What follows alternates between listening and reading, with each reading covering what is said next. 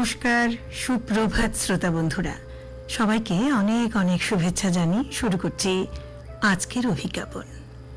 আজ 9 এপ্রিল 2026 ইংরেজি, আর গ্রেগরীয় বর্ষপঞ্জি অনুসারে আজ কিন্তু বছরের 99তম দিন। বছর শেষ হতে আরও 266 দিন বাকি। বন্ধুরা, প্রতি বছর এই 9 এপ্রিল দিনটি কিন্তু সারা দেশ জুড়ে পালিত হয় শৌর্য দিবস হিসেবে। 1965 সালের ঠিক আজকের দিনে গুজরাটের কচ্ছের রানে সর্দার পোস্টে পাকিস্তান সেনাবাহিনীর আক্রমণের বিরুদ্ধে আধা সামরিক বাহিনীর জওয়ানদের একটি ছোট্ট দল সাহসিকতার সাথেই কিন্তু লড়াই করে প্রায় 34 জন পাকিস্তানি সেনাকে হারিয়ে দেয়। আর এই বীরত্বপূর্ণ লড়াইয়ে সিআরপিএফের 6 জন জওয়ান শহীদ হন। এটি ভারতের ইতিহাসে একটি অনন্য ঘটনা, যেখানে আধা সামরিক বাহিনী একটি নিয়মিত সেনাবাহিনীর আক্রমণের বিরুদ্ধে সফল লড়াই করেছিল। আর এই দিনটিতেই শহীদদের আত্মত্যাগ এবং বীরত্বকে সম্মান জানানো হয়। এই দিনটি সিআরপিএফের জওয়ানদের সাহসিকতা এবং দেশের প্রতি তাদের অটল অঙ্গীকারকে স্মরণ করিয়ে দেয়।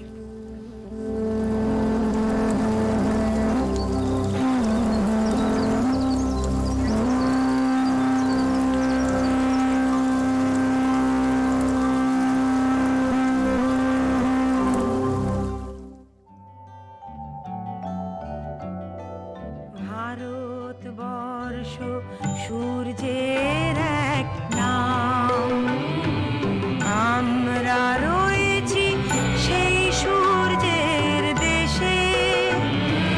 লীলা চঞ্চল সমুদ্রে অবিরাম, গঙ্গা যমুনা ভাগীরথী যেতাম এসে। ভারতবর্ষ সূর্যের এক নাম, আমরা রয়েছি সেই সূর্যের দেশে।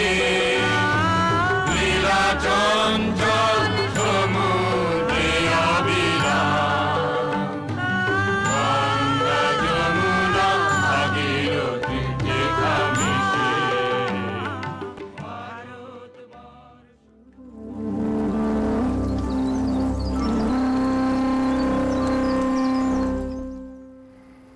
শ্রোতা বন্ধুরা, এবারে সময় ইতিহাসের পাতা থেকে একটু ঘুরে আসার। চলুন জেনে নিই আজকের এই দিনে কি কি বিশেষ ঘটনা ঘটেছিল ইতিহাসে। 1948 সালে আজকের দিনেই জন্মেছিলেন ভারতীয় অভিনেত্রী ও রাজনীতিবিদ জয়া বচ্চন। 1953 সালে আজকের এই দিনে ভারতীয় বাঙালি কবি ও ছড়াকার ভবানী প্রসাদ মজুমদারেরও জন্ম হয়েছিল। 1970 সালে প্রখ্যাত ভারতীয় বাঙালি রসায়ন বিজ্ঞানী জ্ঞানেন্দ্রনাথ রায় আজকের দিনেই আমাদের ছেড়ে চলে গিয়েছিলেন। বাঙালি কবি পবিত্র মুখোপাধ্যায় পরলোক গমন করেন 2021 সালের আজকের দিনেই।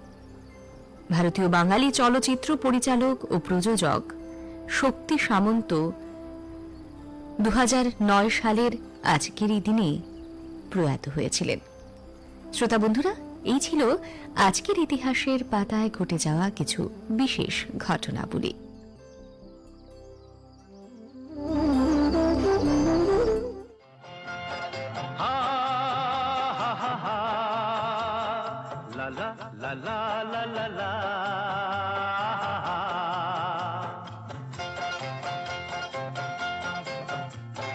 পৃথিবী বদলে গেছে, যা দেখি নতুন লাগে। পৃথিবী বদলে গেছে, যা দেখি নতুন লাগে। তুমি আমি একই আছি, দুজনে যাচ্ছিলাম আগে। পৃথিবী বদলে গেছে, যা দেখি নতুন লাগে।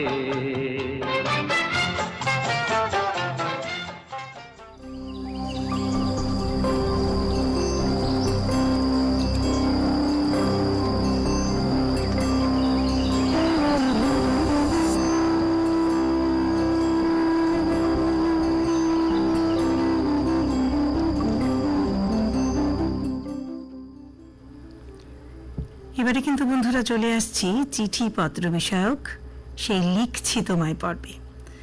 আর এই পর্বে প্রথম চিঠিখানি লিখেছেন সম্পর্ক সংকট নিয়ে অসীম মণ্ডল, লাভপুর, বীরভূম থেকে।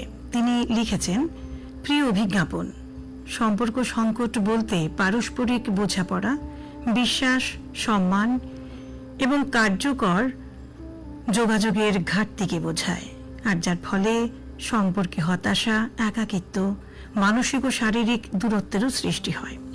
এটা কিন্তু নিছক কথা না বলা নয়, বরং আবেগের আদান প্রদানের অভাব। সাধারণত ত্রুটিপূর্ণ যোগাযোগ, শ্রদ্ধাবোধের অভাবেই কিন্তু সম্পর্ক সংকটের পরিস্থিতি তৈরি হয়। আর সুসম্পর্কের অভাবে সম্পর্কের মধ্যে যে বিভ্রান্তি, তা কিন্তু সম্পর্ককে ভেঙে দেয়। ভুল বোঝাবুঝি, মনোমালিন্য এবং মানিয়ে নেওয়ার যে অভাব, তার থেকেই সম্পর্ক সংকট সৃষ্টি হয়।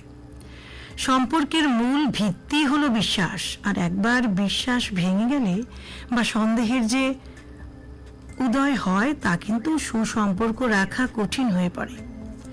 আজকাল অতিরিক্ত প্রত্যাশা, যোগাযোগের অভাব, সোশ্যাল মিডিয়ার প্রভাব এবং অহংবোধের যে কারণ, তাই কিন্তু সম্পর্ক দ্রুত নষ্ট করে দিচ্ছে।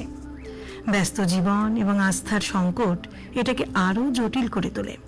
তাই সম্পর্ক টিকিয়ে রাখতে হলে পারস্পরিক শ্রদ্ধা, ধৈর্য এবং বিশ্বাস রাখা অত্যন্ত জরুরি। সম্পর্কের সংকট জীবনের এক স্বাভাবিক অংশ। যৌথ পরিবার ভেঙে প্রতিটি মানুষ আলাদা হওয়ায় তাদের চিন্তা, আবেগ এবং প্রত্যাশার বিভিন্নতা অনেক সময় কিন্তু ভুল বোঝাবুঝি বা দূরত্বের সৃষ্টি করে। সম্পর্ক স্থাপনের জন্য অত্যন্ত জরুরি ধৈর্য এবং সহনশীলতা। কোনো সম্পর্কই কিন্তু নিখুঁত নয়, তবে সঠিক প্রচেষ্টার মাধ্যমে যে কোনো জটিলতা কিন্তু কাটিয়ে ওঠা সম্ভব। আর পরিশেষে বলি, সম্পর্কের সংকট কাটিয়ে উঠতে যেমন ধৈর্য, পারস্পরিক বোঝাপড়ার প্রয়োজন, ঠিক তেমনি নিজের ভুল হলে ভুল স্বীকার করে বিনম্রভাবে ক্ষমা চেয়েও কিন্তু নিতে হবে। কারণ ইগো বা অহংকার সম্পর্কের বড় শত্রু। তাই একে অপরের সাথে খোলামেলা আলোচনা করে পারস্পরিক বিশ্বাস বজায় রাখতে পারলে তবেই কিন্তু গড়ে উঠবে সুসম্পর্কের বুনিয়াদ। তখন আর থাকবে না সম্পর্ক সংকট। সবার সাথে সুসম্পর্ক বজায় থাকুক এই আশায় অসীম মণ্ডল, ঠিবা ভায়া, লাভপুর, বীরভূম।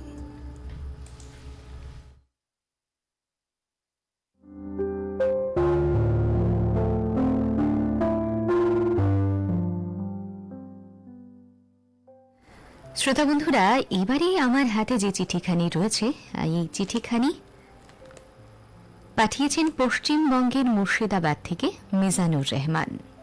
তিনি চিঠিতে লিখছেন, প্রথমেই অভিজ্ঞাপনের সকল শ্রোতা বন্ধু কলাকুশলীদের জানাই নববর্ষের আন্তরিক শুভেচ্ছা। পুরনো স্মৃতিগুলো আবার মনে করে দেওয়ার জন্য অনেক অনেক ধন্যবাদ।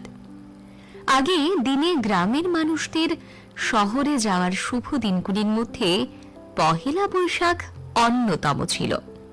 ছোটবেলায় আমার দাদুর সঙ্গে প্রত্যেক বছরই নিয়মিতভাবে পহেলা বৈশাখ জঙ্গিপুরে যেতাম। ভোরে উঠেই তারপর গরুর গাড়ি করে 8 কিলোমিটার মাটির রাস্তা অতিক্রম করে জনসি বলে একটা বাস স্ট্যান্ড আছে, সেখানে পৌঁছাতাম। অনেকটা অপেক্ষার পর লোকাল বাসে ঝুলতে ঝুলতে জঙ্গিপুর যেতাম। আমার যাবার মূল কারণ ছিল ওই দিন নববর্ষের ক্যালেন্ডার ও মিষ্টির প্যাকেট পাওয়া যায়, অনেক লাড্ডু পাওয়া যাবে আর শহর দেখা হবে। মূলত এই আশাতেই আমি ছুটতাম। দোকানে গিয়ে যখনই কেনাকাটা হতো বা পুরনো খাতা বের করে হিসাবপত্র হতো, আমার এতে কোনো আগ্রহ ছিল না। আমার মূল আগ্রহটাই ছিল কখন তেনারা একটা ক্যালেন্ডার ও মিষ্টির প্যাকেট আমার হাতে দেবে। আমি সেই দিকেই লক্ষ্য রাখতাম। যেসব দোকানদারের সঙ্গে আমার দাদুর সম্পর্ক ভালো ছিল, তারা অনেকগুলো লাড্ডুর প্যাকেট দিত, আর না দিলেই মনটা খারাপ হয়ে যেত।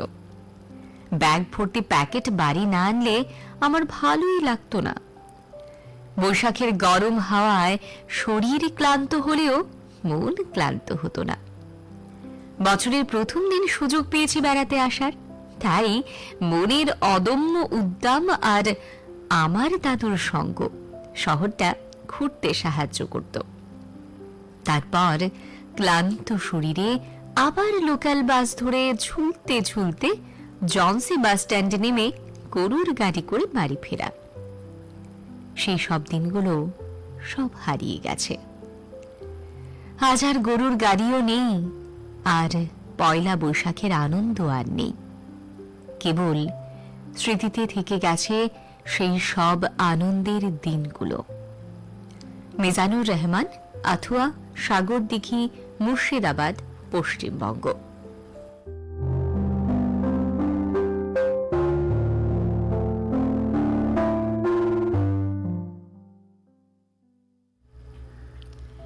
এবারের চিঠিটি লিখেছেন পশ্চিম মেদিনীপুর থেকে কৃষ্ণা কর্মকার। তিনি লিখছেন, প্রিয় অভিজ্ঞাপন, অরণ্যচারী মানুষের ছিল না ঘরবাড়ি, ছিল না পরিবার, তাই ছিল না সম্পর্কের বন্ধন। তারা বনে জঙ্গলে ইতস্তত ঘুরে বেড়াত, অসভ্য এবং আদিম জীবন যাপন করত। আর এই জীবনের অসুবিধে উপলব্ধি করেই কিন্তু তারা ঘর তৈরি করে একসঙ্গে থাকতে শুরু করলো। তৈরি হলো পরিবার, আর সৃষ্টি হলো সম্পর্কের বন্ধন। যতই দিন যেতে লাগলো ততই কিন্তু মানুষ সভ্যতাকে আঁকড়ে ধরলো। এলো যন্ত্র সভ্যতা। বিজ্ঞান নিত্য নতুন আবিষ্কারের ডালি সাজিয়ে নিয়ে এলো মানুষের জীবনে। মানুষ যন্ত্রকেই জীবন সাথী করে তুলল। মানুষের জীবন থেকে চিরতরে হারিয়ে গেল স্বাভাবিকতা, আর কৃত্রিমতায় ভরে গেল জীবন। একদিন ছিল যখন একান্নবর্তী পরিবারে মানুষ একে অপরের সাথে বাঁধা থাকত আন্তরিকতা এবং ভালোবাসার নিবিড় বন্ধনে, আর যার নাম ছিল সম্পর্ক। পরিবারের চির সুখ বিরাজ করত। ছিল না স্বার্থপরতা, ছিল না হিংসার বিষাক্ত কীট। কিন্তু মানুষ যতই সভ্য হতে লাগলো ততই হয়ে পড়ল আত্মসুখী, স্বার্থপর এবং হিংসুটে। তৈরি হতে শুরু করলো সম্পর্ক সংকট। এখন একান্নবর্তী পরিবার ভেঙে টুকরো টুকরো হয়ে তৈরি হয়েছে অনুপরিবার। আর এই পরিবারে ঠাঁই হয় না বৃদ্ধ বাবা মায়ের। জন্ম দিয়ে সর্বস্ব দিয়ে তিল তিল করে বড় করে তোলা ছেলেও যখন বৃদ্ধ বয়সে বাবা মায়ের ভার নিতে অসম্মত হয়, কেমন লাগে বলুন? তাই হয় বাবা বা মা নিঃসঙ্গ হয়ে পড়ে থাকেন শুধু গ্রামের ঠিকানায়, আর নয়তো বৃদ্ধাবাসে। আজ ভাই বোনের মধ্যেও নেই সেই রক্তের নিবিড় বন্ধন। সর্বত্রই প্রবল হয়েছে সম্পর্কের সংকট, যার থেকে আর কোনোদিনই বোধ হয় মানুষের মুক্তি নেই। চৈত্র শেষে বছর শেষের বিষণ্ণতা মাখা শুভেচ্ছা এবং ভালোবাসা সহ কৃষ্ণা কর্মকার, খড়ার, পশ্চিম মেদিনীপুর।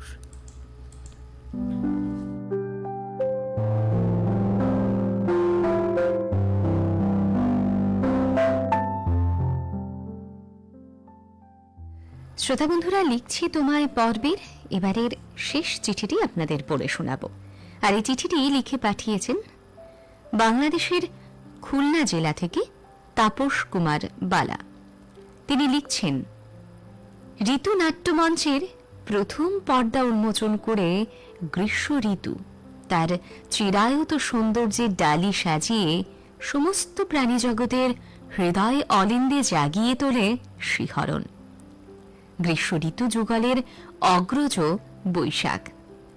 সে তো প্রকৃতির রঙ্গমঞ্চের এক শক্তিমান নটরাজ। এসো হে বৈশাখ, এসো হে। কবিগুরু রবীন্দ্রনাথ ঠাকুরের এই উদাত্ত আহ্বান শুধু বৈশাখের প্রতি নয়, আমাদেরকেও বৈশাখের রঙে রাঙিয়ে তোলার এক নীরব আকুতি। বঙ্গ সংস্কৃতির এক অবিচ্ছেদ্য অংশ হচ্ছে বৈশাখ স্মৃতি। প্রকৃতিতে বৈশাখ এলে আমাদের মনটা অবলীলায় আনচান করে ওঠে। আনমনা হয়ে পড়ি জীবনের দৈনন্দিন কর্মঘণ্টায়। বৈশাখের সম্মোহনী শক্তি কেমন যেন জীবনের মানচিত্রকে ওলট পালট করে দেয়। কবি হয়ে ওঠে কবি, গীতিকার রচনা করে গীত, প্রকৃতির ক্যানভাসে চিত্রকর টানে তার কোমল হাতের নিখুঁত তুলির সূক্ষ্ম আঁচড়, গেয়ে ওঠে গান উদাস বাউল। আমার কাছে বৈশাখ মানে রবীন্দ্রনাথ, বৈশাখ মানে পান্তা ইলিশ, বৈশাখ মানে কৈশোরে পা রাখা নবীন মধু ফলের সবুজ অভিযান, বৈশাখ মানে নৌকা বাইচের বৈঠার অনিন্দ ছন্দ আর ঘোড়দৌড়ে সওয়ারের লক্ষ্যে পৌঁছানোর ঘন ঘন শ্বাস প্রশ্বাসের উদ্যম আনন্দ।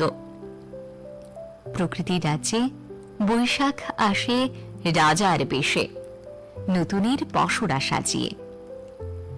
বৈশাখের আগমনে আন্দোলিত হই আমরা সকলেই, উজ্জীবিত হই নতুন গানে, নতুন প্রাণীর সঞ্চার ঘটে মোদের প্রাণে।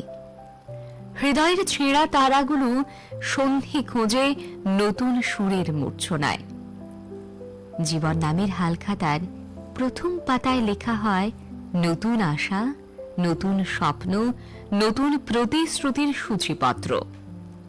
দোকানে দোকানে হালখাতার মহোৎসব, হাতে হাতে দেখা যায় সবুজ হলুদ খামে মোড়ানো মিষ্টি যজ্ঞে সামিল হওয়ার হার্দিক নিমন্ত্রণ পত্র।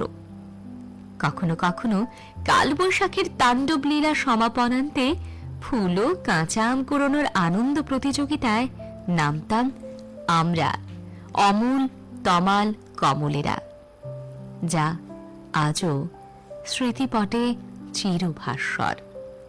শুভেচ্ছান্তে তাপস কুমার বালা, গ্রাম ও ডাক লক্ষ্মীখোলা, উপজেলা দাকুব, জেলা খুলনা, বাংলাদেশ।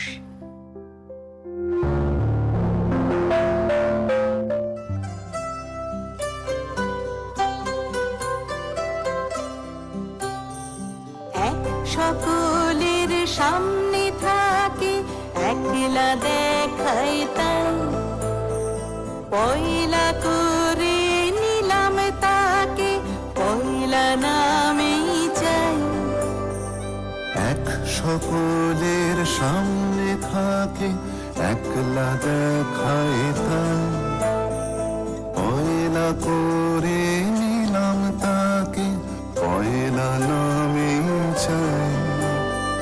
পয়লা তোমার চোখের যাওয়া, পয়লা ছোঁয়া, যেন প্রথম দিচ্ছে হাওয়া, প্রথম ধারা পা। নতুন বছর নতুন শুরু, ডাক দিল বৈশাখ। পয়লা আমার, পয়লা তোমার, পয়লা সবার ভাগ।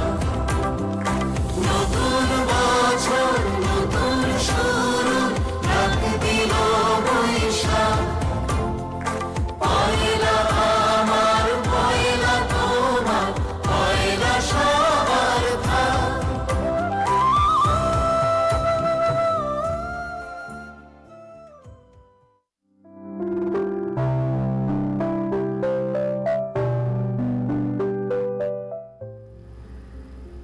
এবারে চলে আসছি তথ্যে। ত্রিপুরা রবীন্দ্র পরিষদ আয়োজিত ১৬৫তম রবীন্দ্র জয়ন্তী উপলক্ষে নিখিল ত্রিপুরা সাধারণ সাংস্কৃতিক প্রতিযোগিতা ২০২৬-এর আয়োজন করা হয়েছে। প্রতিযোগিতার স্থান দক্ষিণী গৃহ, মন্ত্রীবাড়ি রোড, আগরতলা। প্রতিযোগিতা শুরু হবে আগামী ১৮ এপ্রিল ২০২৬ থেকে।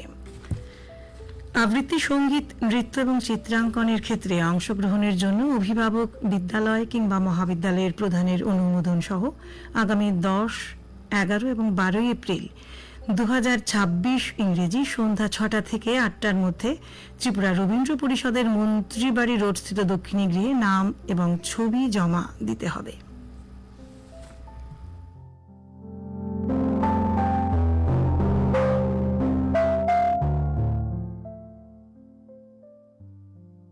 শ্রোতা বন্ধুরা, এবারে চলে যাচ্ছি যারা কর্মপ্রার্থী শ্রোতা বন্ধুরা রয়েছেন তাদের জন্য কর্মখালি বিজ্ঞপ্তিতে। কর্মখালি বিজ্ঞপ্তিতে রয়েছে রেল মন্ত্রকে অ্যাক্ট অ্যাপ্রেন্টিস পদে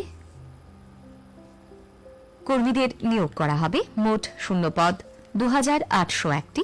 শিক্ষাগত যোগ্যতা মাধ্যমিক ITI পাস। বয়স হতে হবে 15 থেকে 24 বছর। সংরক্ষিত ক্ষেত্রে নিয়ম অনুযায়ী ছাড় রয়েছে। অনলাইনে দরখাস্তের শেষ তারিখ 11 এপ্রিল।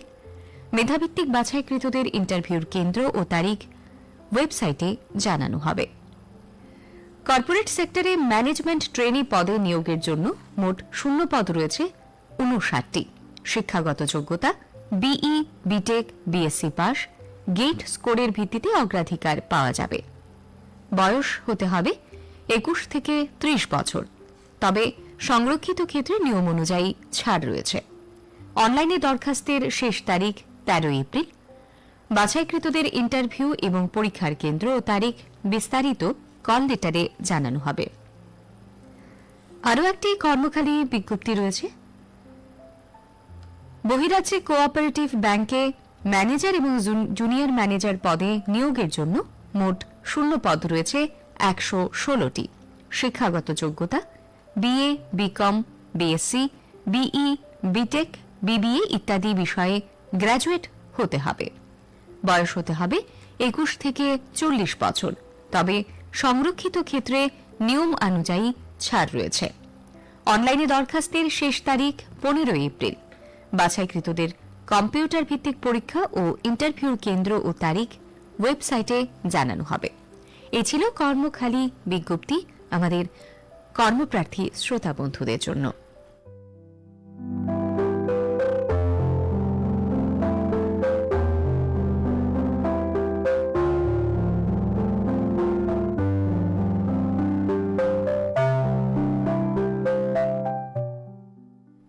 শ্রোতা বন্ধুরা, চলুন না এবার একটু স্বাস্থ্যের দিকে নজর দেওয়া যাক। সুস্থ থাকতে চাইলে নিয়ম মেনে জীবনযাপন করতেই হবে আপনাকে, আর এর কোনো বিকল্প নেই। মাঝে মাঝে রুটিনে পরিবর্তন অবশ্যই জরুরি। ছকে মাথা জীবনকে মুক্তি দিয়ে মনের ইচ্ছে মতো জীবনযাত্রা অভ্যেস করাও উচিত, কিন্তু সেটা রোজ করলে একেবারেই চলবে না। বছরের বেশিরভাগ সময়টা যদি আমরা নিয়ম মাফিক জীবনযাপন করি তাহলে অনেক বয়স পর্যন্ত সুস্থ সবল থাকা সম্ভব। অসুস্থতা, রোগ, শারীরিক সমস্যা আপনার থেকে শত হাত দূরে থাকবে। সারা বছর সুস্থ সবল থাকতে চাইলে প্রতিদিনের জীবনযাত্রায় কিছু নিয়ম মেনে চলতে হবে। সেই নিয়মগুলোর তালিকার মধ্যে প্রথমেই রয়েছে স্বাস্থ্যকর খাবার খাওয়া। তেল মশলা ভাজাভুজি যতটা সম্ভব এড়িয়ে চলুন। আপনার জীবন থেকে চিনি এবং কাঁচা নুন খাওয়ার অভ্যেস ত্যাগ করতে পারলেই মঙ্গল। ধূমপান এবং অ্যালকোহল থেকে দূরে থাকলে স্বাস্থ্যের পক্ষে সেটাই হবে শ্রেয়। বারবার অল্প করে খাবেন। একসঙ্গে অনেকটা খাবার আমাদের শরীরের জন্য ঠিক নয়। আবার দীর্ঘক্ষণ খাবার না খেলে খালি পেটে থাকলেও দ্রুত অসুস্থ হয়ে পড়বেন। ওজন কমাতে গিয়ে না খেয়ে থাকবেন না মোটেও, এর জেরে হিতে বিপরীত হতে পারে। বাইরের খাবারটা যতটা সম্ভব কম খাওয়াই ভালো। টিনজাত এবং প্রসেসড খাবার একেবারেই না খেতে পারলে আপনি থাকবেন সুস্থ এবং একেবারেই ফিট। তাহলে শ্রোতা বন্ধুরা, এই ছিল স্বাস্থ্য সম্পর্কিত কিছু তথ্য।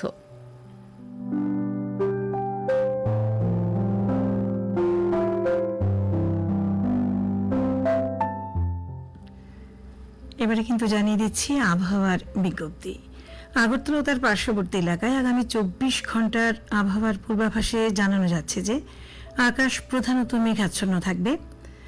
কোনো কোনো এলাকায় হালকা থেকে মাঝারি বৃষ্টিপাতের সম্ভাবনা রয়েছে। আগামী 24 ঘন্টায় তাপমাত্রা সর্বোচ্চ 32 ডিগ্রি সেন্টিগ্রেড এবং সর্বনিম্ন 22 ডিগ্রি সেন্টিগ্রেডের মাঝামাঝি থাকবে। আগরতলা বিমানবন্দরস্থিত আবহাওয়া দপ্তরের তথ্য অনুযায়ী গতকালের সর্বোচ্চ এবং আজ সকালের সর্বনিম্ন তাপমাত্রা পরিলক্ষিত হয় যথাক্রমে 31.2 ডিগ্রি সেন্টিগ্রেড এবং 19.6 ডিগ্রি সেন্টিগ্রেড। বাতাসে আপেক্ষিক আর্দ্রতার পরিমাণ সর্বোচ্চ 97% এবং সর্বনিম্ন 40%। রয়েছে বিশেষ সতর্কতা, রাজ্যের কোনো কোনো জেলায় ঘন্টায় 40 থেকে 50 কিলোমিটার বেগে বজ্র বিদ্যুৎ সহ ঝড়ো হাওয়ার সম্ভাবনা। শুনলেন আবহাওয়ার বিজ্ঞপ্তি।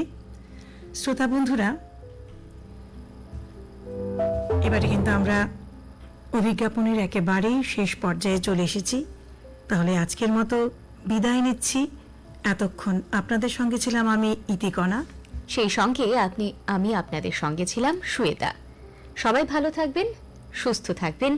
নমস্কার।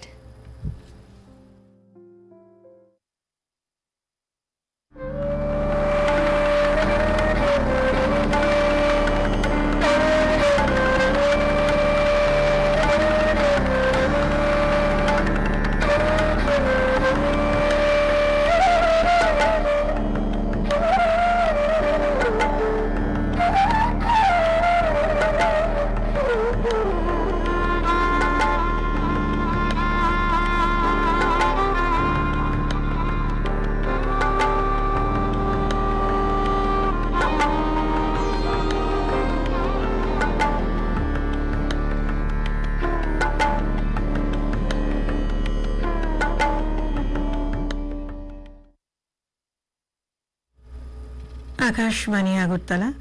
আর কিছুক্ষণের মধ্যেই শুনবেন দিল্লি কেন্দ্র থেকে প্রচারিত ইংরেজি সংবাদ, এবং তার ঠিক পরেই রয়েছে শিলং কেন্দ্র থেকে প্রচারিত উত্তর পূর্বাঞ্চলীয় ইংরেজি সংবাদ।